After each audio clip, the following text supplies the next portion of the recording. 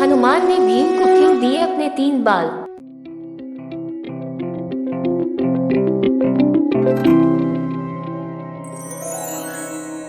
एक बार पांडवों के पास नारद मुनि आए और उन्होंने युधिष्ठिर से कहा कि स्वर्ग में आपके पिता पांडु दुखी हैं। कारण पूछने पर उन्होंने कहा कि पांडु अपने जीते जी राजसूय यज्ञ करना चाहते थे, जो न कर सके। ऐसे में आपको ऐसा कर उनकी आत्मा को शांति पहुंचाना चाहिए। तब पांडवों ने राजसूय यज्ञ आयोजित किया। आयोजन को भव्य बनाने के लिए युधिष्ठिर ने यज्ञ में भगवान शिव के परम भक्त ऋषि पुरुष मृगा को आमंत्रित करने का फैसला किया। ऋषि पुरुष मृगा जन्म से ही अपने नाम के जैसे थे। उनका आधा शरीर पुरुष का था और पैर मृग के समान थे। उन्हें ढूंढने और बुलाने का कार्य भीम को सौंपा गया। जब भीम पुरुष मृगा की खोज में निकलने लगे तो श्री कृष्ण ने भीम को चेताया कि यदि तुम पुरुष मृगा की गति का मुकाबला नहीं कर पाए तो वो तुम्हें मार देगा।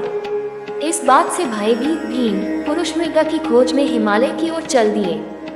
जंगल से गुजरते वक्त उन्हें हनुमान जी मिले। हनुमान जी ने भीम से उनके चिंतित होने का कारण पूछा।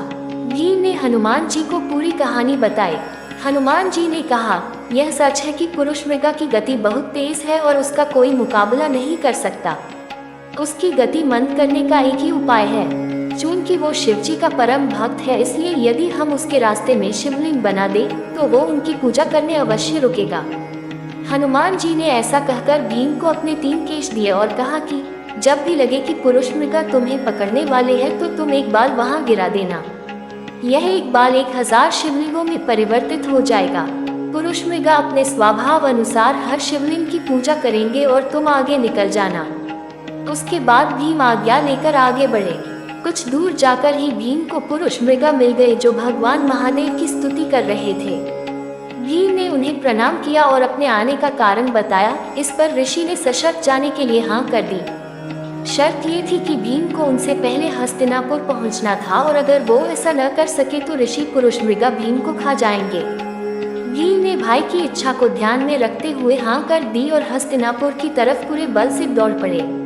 काफी दौड़ने के बाद भीम ने भागते भागते ही पलट कर देखा कि पुरुष मृगा पीछे आ रहे हैं या नहीं। तो चौंक गए कि पुरुष मृगा उसे बस पकड़ने वाले ही हैं। तभी भीम को हनुमान जी के बाल याद आए और उनमें से एक को गिरा दिया। गिरा हुआ बाल 1000 शिवलिंगों में बदल गया। शिव के परम भक्त होने के नाते पुरुष मृगा हर शिवलिंग को प्रणाम करने लगे और भीम भागते रहे। ऐसा भीम ने 3 बार किया और जब वे हस्तिनापुर के द्वार में घुसने ही वाले थे तो पुरुष मृगा ने भीम को पकड़ लिया। हालांकि भीम ने छलांग लगाई थी पर उनके पैर दरवाजे के बाहर ही रह गए। इस पर पुरुष मृगा ने भीम को खाना चाहा। इसी दौरान कृष्ण और युधिष्ठिर द्वार पर पहुंच गए। दोनों को देखकर भीम ने भी बहस शुरू कर दी। तब युधिष्ठिर से पुरुष मृगा ने न्याय करने को कहा।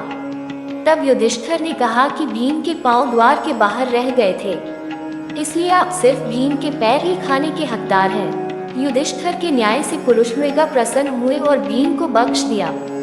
उन्होंने राजसूय यज्ञ में भाग लिया और सबको आशीर्वाद भी दिया।